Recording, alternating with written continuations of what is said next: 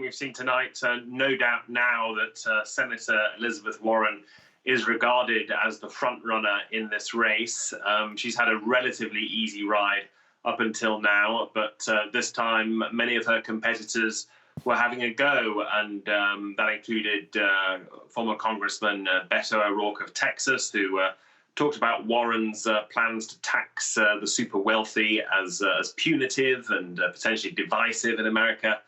Senator Amy Klobuchar talks about Warren's plans as being a bit of a pipe dream, and in general there were particular attacks on Warren over healthcare. She, like Senator Bernie Sanders, wants a major government control of healthcare, a plan called Medicare for All, and about 4 times she really sort of sidestepped the question of how exactly this would be paid for and whether the middle class would see an increase on their taxes. But she survived the night. She did well overall, and perhaps one of the biggest losers is Joe Biden, who came in for less attacking than he has on previous nights, and that may signify that there's a growing consensus. Perhaps he's been weighed down by some gaffes by his family connections and is no longer seen as the man to beat in this race.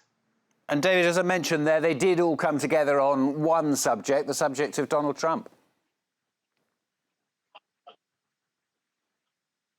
It's the one thing we can be sure is going to unify Democrats during this primary and indeed going forward to the general election. Just that urgent priority to get Trump out, whether it's in the November 2020 polls or before then in impeachment. And all these candidates agree that he should be impeached. Senator Bernie Sanders described Trump as the most corrupt president in American history.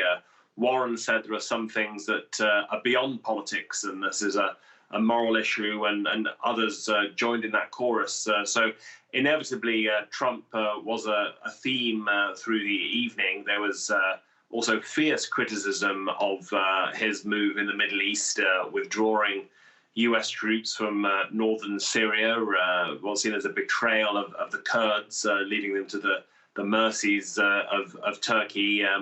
Various other attacks on Trump as well, but also a sense that there's a need to plan for a future beyond Trump. Several of the candidates argued beating him alone is not enough. There needs to be a positive vision for the country, and not just a sense that we can return to business as usual. David Smith talking to